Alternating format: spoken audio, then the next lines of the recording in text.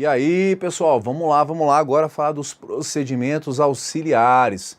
Eu sei que tá puxado, eu sei que na sua cabeça está assim, nossa, gente, é muita informação, eu nunca vou aprender isso, é muita regrinha, muita exceção. Calma, calma que aos pouquinhos você vai aprendendo. Essa dificuldade que você passa não só com licitação, não só com administrativo, você passa com outras matérias, eu passei também. E eu sei que parece assim que uma hora é muita coisa e a gente não vai dar conta. Mas só falo um ponto para você. Não pare, continue. Vai ali aos pouquinhos. Quando você está entendendo muita coisa, está acertando as questões, está com outra sensação. Maravilha? Só manter a frequência. Passar em concurso é o quê? Dedicação, disciplina, perseverança, determinação. É isso que faz um aprovado e você vai estar no meio deles. Beleza? Então vem cá, procedimentos auxiliares. Olha só então, vem para a tela comigo de forma bem resumida.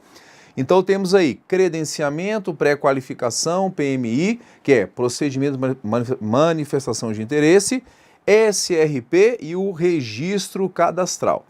Então, os mais importantes aqui, já destaco logo, é o credenciamento e o SRP, os que mais caem em prova e os que na prática são mais utilizados. Então, o credenciamento, a lei fala, quando que pode usar? Em 3 situações que vão acabar até se repetindo, se confundindo.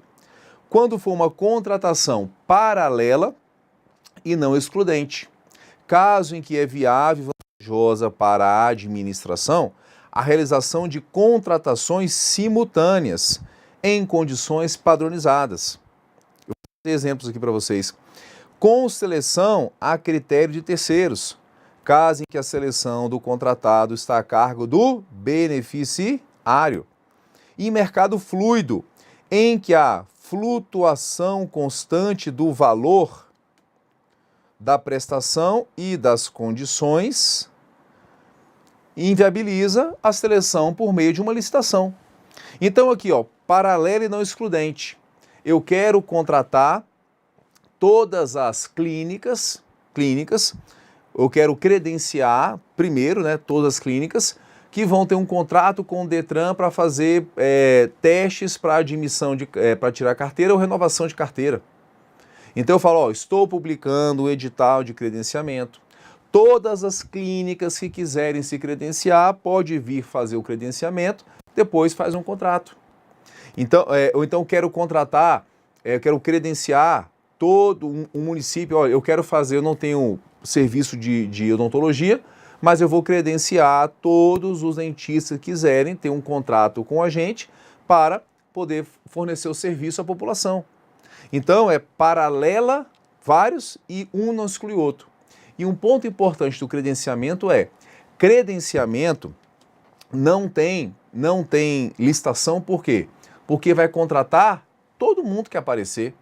Se eu tenho um tipo de seleção, que eu vou ter que escolher uma proposta, ou então eu vou ter que limitar a participação escolhendo os 10 primeiros, os 20 primeiros, eu estou limitando. Se eu estou limitando, neste caso então, eu vou ter competição, aí eu vou ter que fazer licitação. Agora, se eu vou contratar todo mundo que aparece, é o caso dos leiloeiros da Polícia Rodoviária Federal, para fazer os leilões de carros apreendidos. Como são muitos carros e a quantidade de leiloeiros não é tão grande assim, faz um credenciamento para todo mundo que quiser participar. Contratação paralela e não excludente uma da outra.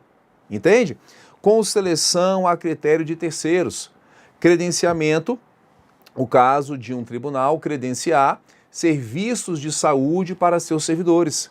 Olha, eu vou credenciar todas as clínicas de cardiologia que quiserem se credenciar e depois o servidor escolhe onde ele vai ter o serviço.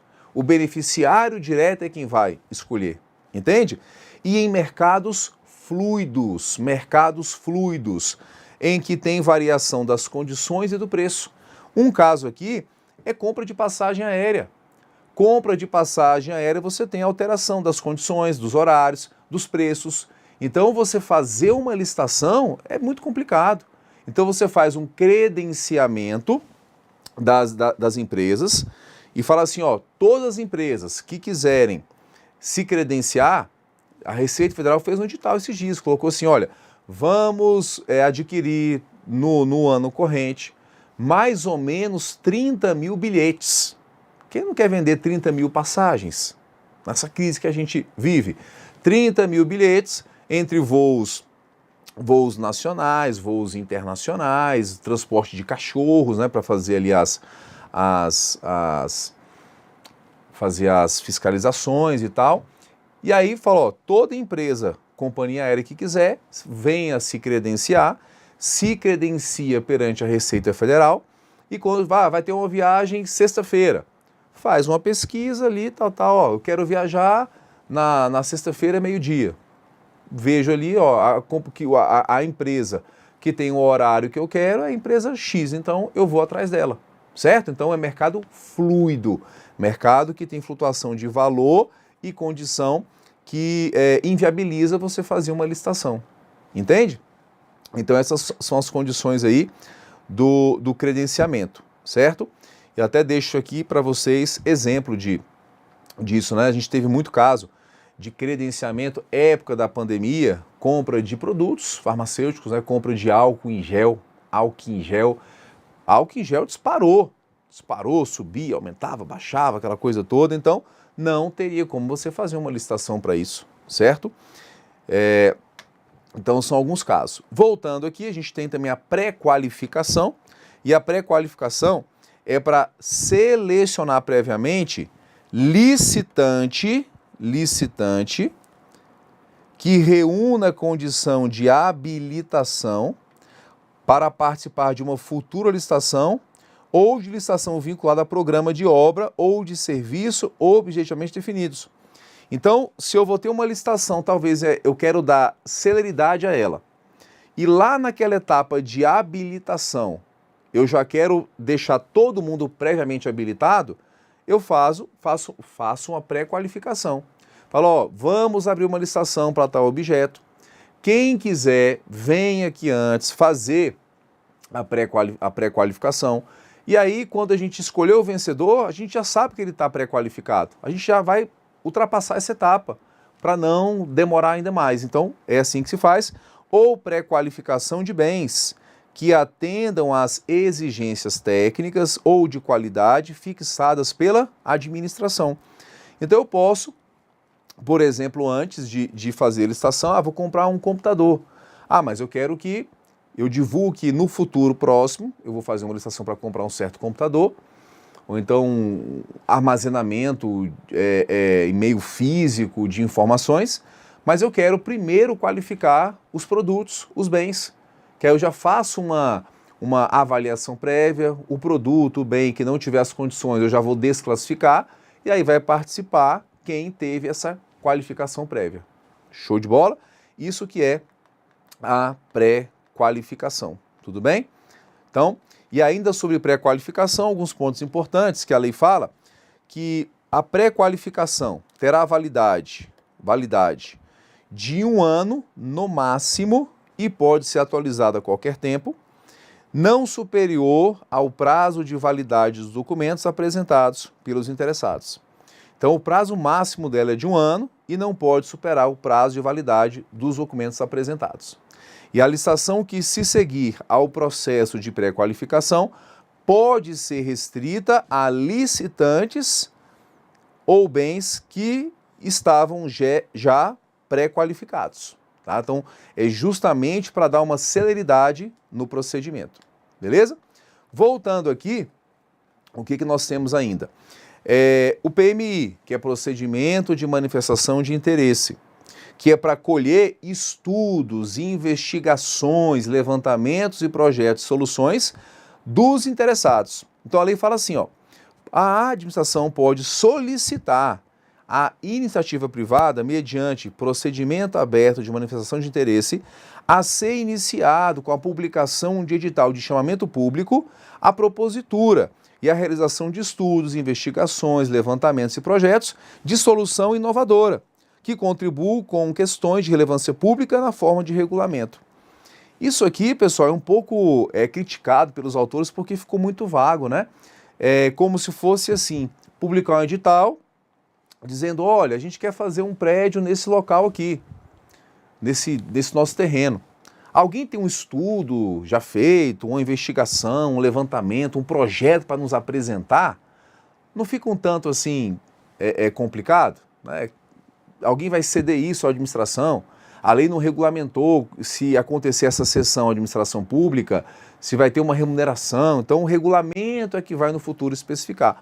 Mas para fins de prova, memoriza o que está no artigo 81. Show de bola? O SRP, Sistema de Registro de Preços. Registrar preço para futuras aquisições.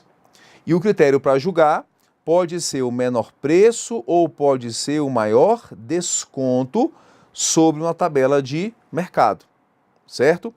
Então, nesse caso aqui, falar um pouquinho mais do SRP, que é um dos mais importantes, você pode registrar preço para futuras aquisições.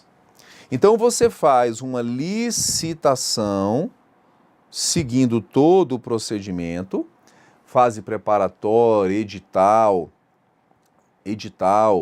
propostas apresentadas, julgamento, habilitação, fase recursal e, por fim, homologação, certo?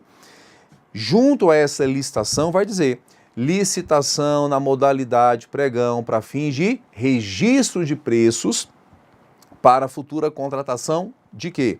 Aí vai dizer, olha, vamos registrar aqui para fazer compra de 100 notebooks. Então vai ter licitação para compra de 100 notebooks e vai descrever como que é para compra de 100 notebooks. Só que é uma licitação para registrar preços. Então quem vai participar sabe que não vai sair dali, se for o ganhador, com um contrato para vender 100. Vamos botar para vender 1000 notebooks, por exemplo, né? Botar aqui um até maior aqui, para ser mais interessante. 1000 notebooks. Não vai sair com um contrato para vender 1000. Vão ter os preços registrados. E conforme a demanda da administração, vai adquirindo durante o prazo de validade da ata. Então faz uma licitação para no final ter uma ata com os preços registrados. E aí faz a ata. Aí fala, olha, eu fiz a ata, eu tenho um preço registrado numa ata. Olha, eu quero comprar 150 notebooks. Vai na ata, vê quem é o beneficiário, eu quero comprar 150. Vai lá e faz um contrato, 150. Olha, eu quero comprar mais 200. Vê quem é o beneficiário, então eu quero comprar mais 200, um contrato de 200. Então vai fazendo contratos durante o prazo de validade da ata. Tudo bem? Então pode ser para compra de produtos, quando você não consegue definir previamente o quantitativo a ser demandado. A lei vai estabelecer quais são as condições, né? Então vai dizer o SRP, critério do menor preço ou maior desconto, não posso usar outros critérios, tá bem? Guarde isso aí que é importante. O edital vai ter que especificar, no caso ali, né, as condições para alteração de preço, né, eventualmente pode alterar o preço da ata.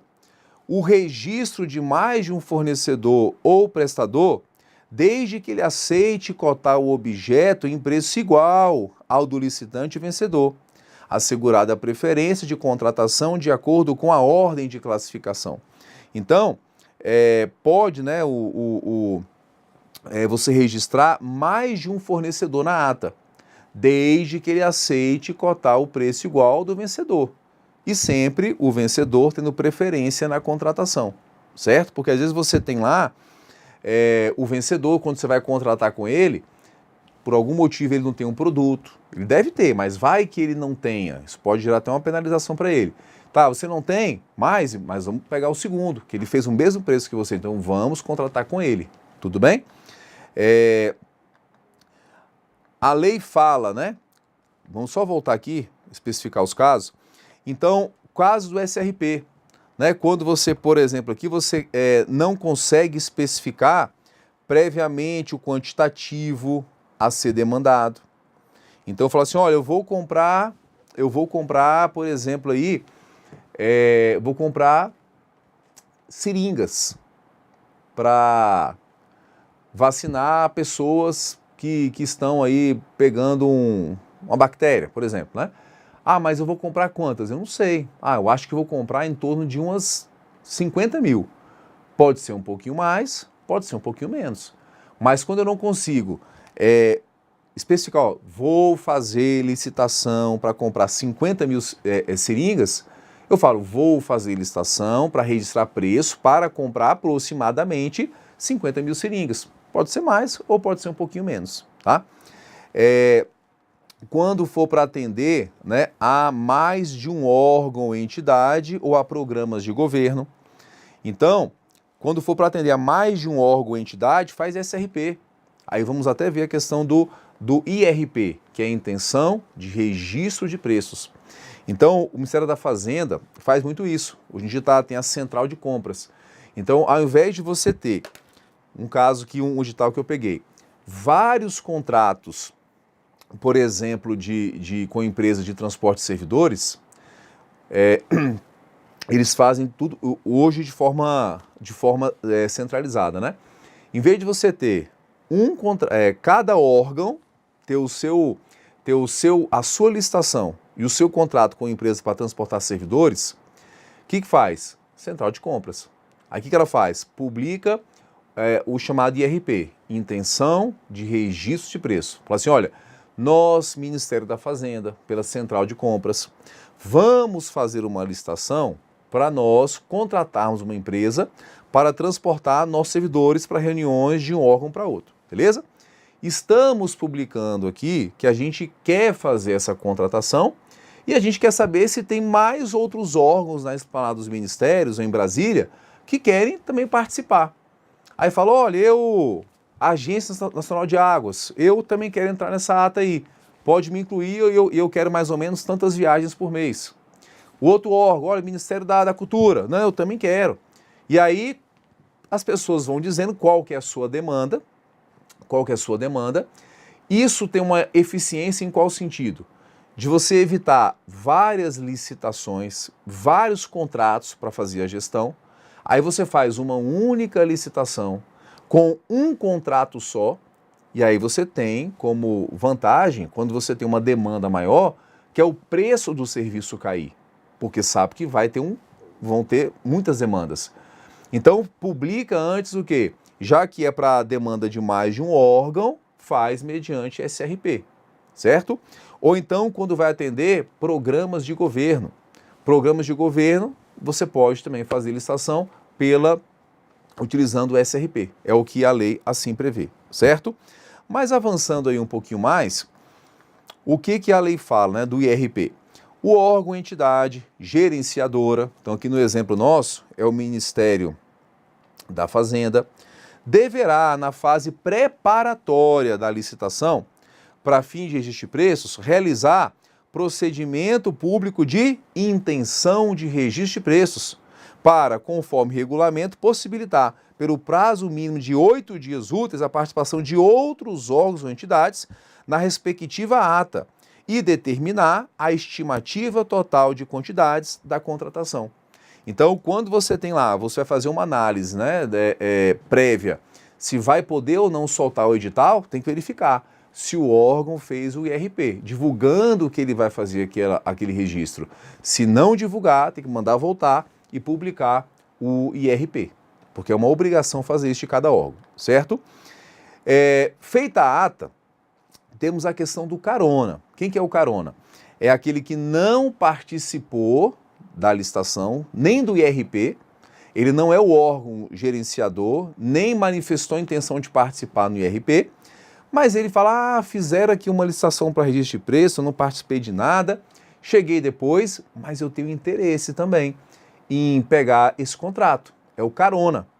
E durante muito tempo o TCU, ele limitou a figura do carona, porque acontecia de um contrato ser para vender 100 notebooks, e no final era tanto o órgão pegando carona que vendia 10 mil. Então ficava um descontrole. Então o TCU já havia botado alguns limites e agora a lei veio também colocar e falou assim, as aquisições ou as contratações adicionais Isso, pessoal, adicional é aquele, né? Que não é o órgão que faz. A pessoa também não participou do IRP, não deu a participação dela. Ela viu uma ata e quer pegar carona. Não pode exceder por órgão ou entidade a 50% do quantitativo do instrumento convocatório registrado na ata, para o órgão gerenciador e para os órgãos participantes. Tá? Então, o limite individual que cada órgão, entidade, carona pode pegar é até 50% do que foi registrado em ata, né? Para o órgão gerenciador e para os participantes. E o limite geral, vou explicar melhor, o limite geral é o seguinte: o quantitativo total decorrente de adesão à ata não pode exceder ao dobro do quantitativo de cada item registrado na ata, para o órgão gerenciador e para o participante, independentemente do número de órgãos não participantes que venham a aderir. Então, como assim? Como assim? Né? Então eu tenho aqui, por exemplo, Ministério da Fazenda, fala assim, ó, vou fazer licitação aqui para comprar 100 computadores para o Ministério, 100 notebooks, certo? Eu vou fazer. Publiquei o IRP, aí apareceu lá, pelo IRP, apareceu Ministério da Educação, dizendo que também quer 100, apareceu o Ministério da Justiça, também vou comprar um 100 aí. Apareceu o Ministério da Saúde, vou comprar um 100 também, certo? Apareceu o Ministério, deixa aqui, apareceu esses 3 ministérios, né? Que viram o IRP e foram lá. Só que teve um órgão, depois que tudo acabou, a ata está registrada, está prontinha aquela ata, aí vem, por exemplo, a Agência Nacional de Energia Elétrica.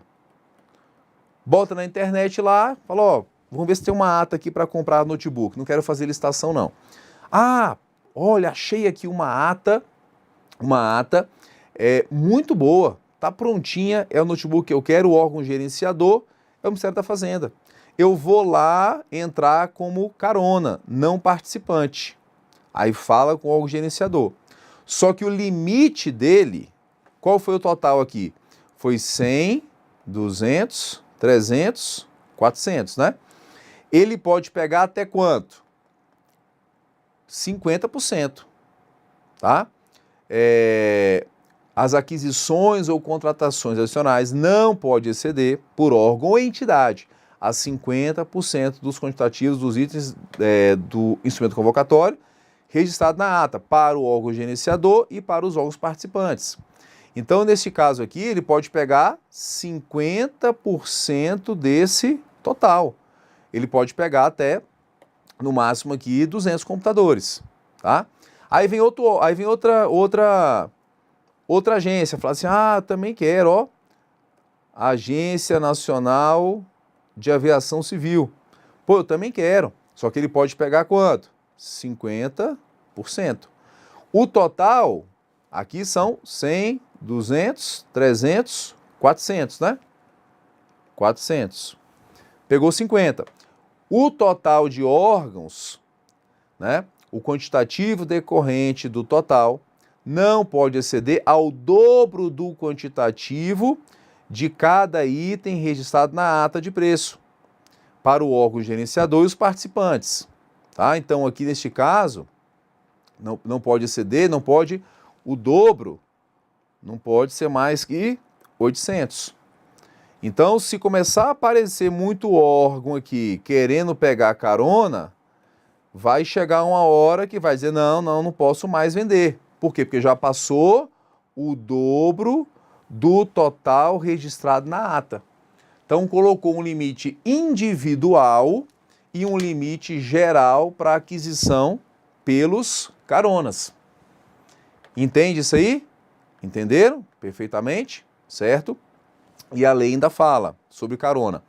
Para aquisição emergencial ou de medicamento e material de consumo médico hospitalar, por órgão ou entidade da administração pública federal, estadual, distrital e municipal, a adesão à ata de registro de preço, gerenciada pelo Ministério da Saúde, não está sujeita ao limite de que trata o parágrafo 5º, que é aquele dobro do quantitativo. Então, muito cuidado com isso aqui. Se for aquisição emergencial de medicamento e material de consumo médico hospitalar, qualquer órgão federal, estadual, municipal vai poder aderir àquela ata e não vai ter aquele limite. Posso ter quantos órgãos forem aderindo que vai poder fazer a aquisição.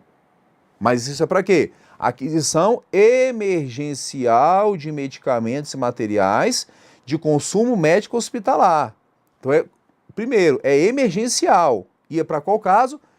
Medicamentos e material médico hospitalar.